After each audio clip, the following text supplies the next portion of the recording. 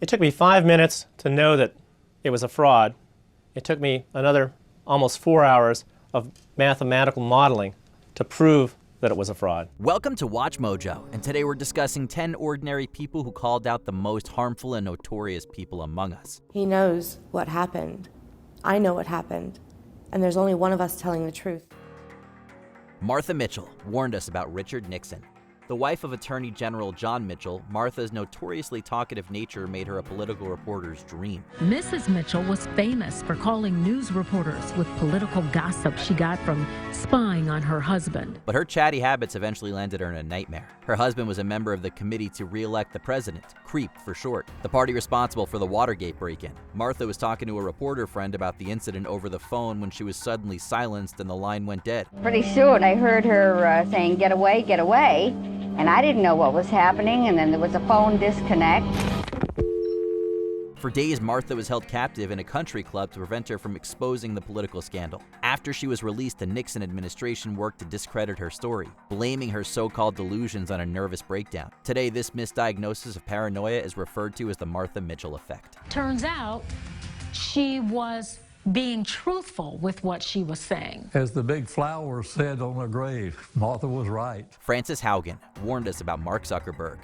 After working at Google, Yelp, and Pinterest throughout her early career, Frances Haugen joined the Facebook team with the hope of combating misinformation and doing good for Facebook's users. We've let one company, one man, influence the information environment for the world. After witnessing the internal workings of the tech company that clearly valued profit over people, Haugen decided to expose the company's wrongdoings. Haugen revealed Facebook's missteps in dealing with political misinformation, hate speech, human trafficking, and many more dangerous topics. She alleged that not only was Facebook aware of the hate, violence, and misinformation prevalent on the platform, but that Mark Zuckerberg should be held accountable as CEO. In 2021, Haugen testified before Congress against Facebook and released tens of thousands of internal documents to the SEC and media. The company's leadership knows how to make Facebook and Instagram safer, but won't make the necessary changes because they have put their astronomical profits before people. Barbara Boucher warned us about Keith Raniere.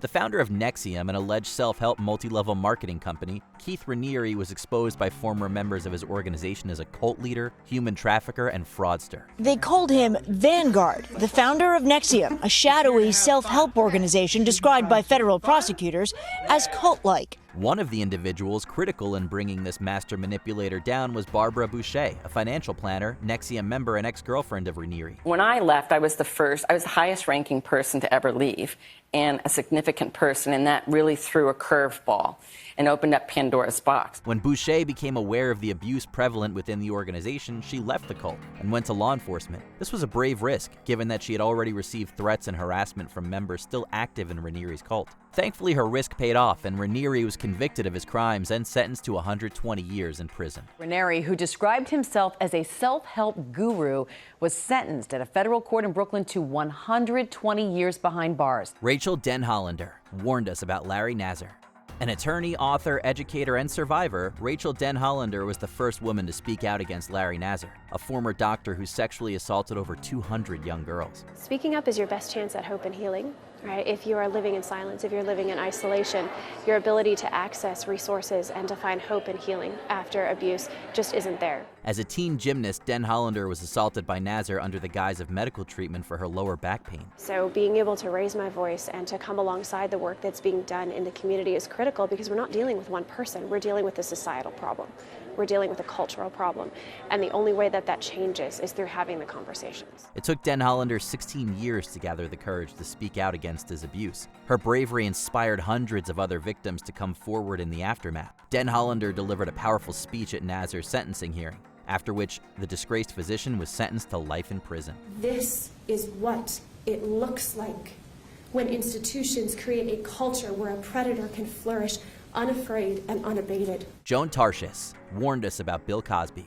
For decades, The Cosby Show creator maintained a squeaky clean image as America's dad. Yes, I saved your lives because I love my family and I'm a wonderful person. Behind the scenes, however, Bill Cosby was getting away with dozens of incidents of sexual assault. As an aspiring comedy writer, Joan Tarshis was drugged and assaulted by Cosby in 1969 and 1971. Tarshis initially kept quiet about the incidents due to shame and embarrassment, but when she felt ready to share her story with a reporter in the 1980s, the reporter refused to publish her claims. I didn't think anybody would believe me. It's me saying something about Bill Cosby, who's like a god to everybody in the world. After Hannibal Buress's 2014 stand-up routine about Cosby went viral, Tarshis felt compelled to share her story again, this time with far more success. Though his criminal conviction was overturned after serving about 3 years in prison, Cosby's career and reputation would never recover. I'm just so relieved that the truth has come out.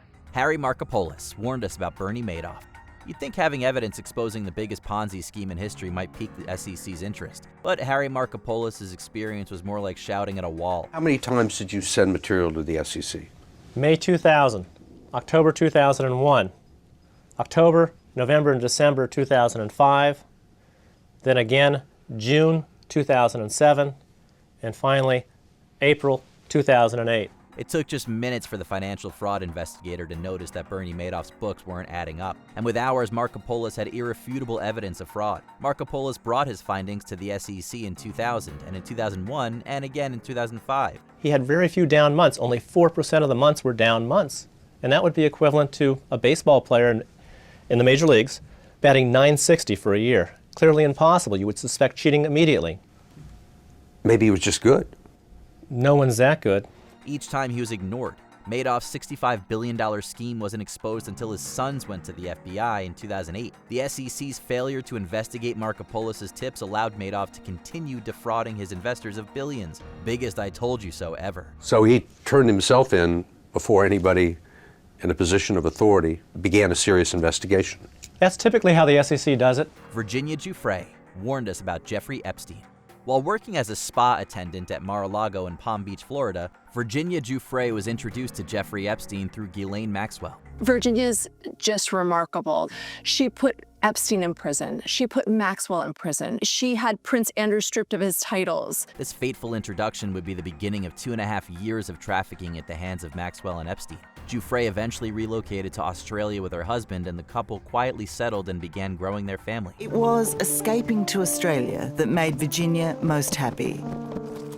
This mum of 3, drawn to horses and the quiet life away from the big city. Thinking of her young children, Giuffre gained the courage to speak out in 2010. She began sharing her story with the media, aided the FBI's investigation into Epstein's crimes, and was crucial in exposing Prince Andrew's involvement.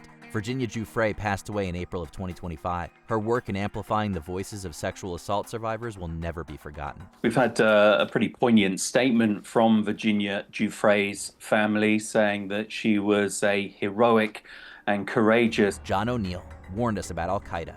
As an FBI agent in the 1990s, John O'Neill took a particular interest in studying the 1993 World Trade Center bombing and the rise of terrorist groups like al-Qaeda. John was razor focused on al-Qaeda and Osama bin Laden. O'Neill became a leading expert on al-Qaeda and Osama bin Laden and frequently warned of potential terrorist attacks on U.S. soil. After retiring from the FBI in 2001, O'Neill took on a new role as chief of security at the World Trade Center. He understood the symbolism. It had been al-Qaeda's target, and he wanted to kind of take over and take them to the next level of security, something that would protect it from another terrorist attack. When a friend joked, at least they're not going to try to bomb it again, O'Neill replied, they'll probably try to finish the job. Just 2 weeks later, O'Neill's intuition was tragically proven right. O'Neill passed away during the September 11th attacks while he was helping people evacuate. Everything that he fought against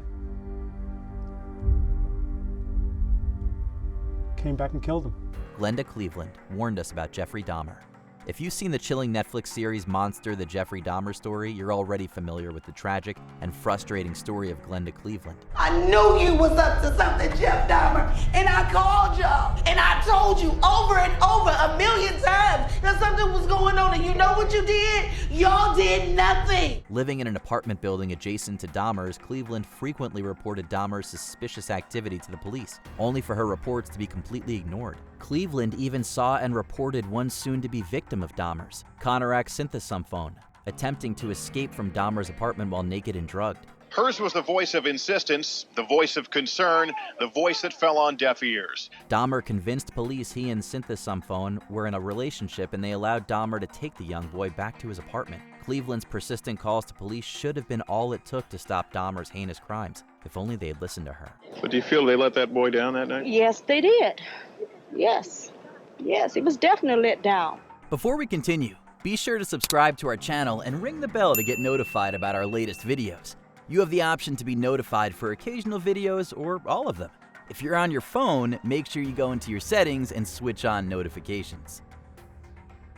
Dorothy Thompson warned us about Adolf Hitler.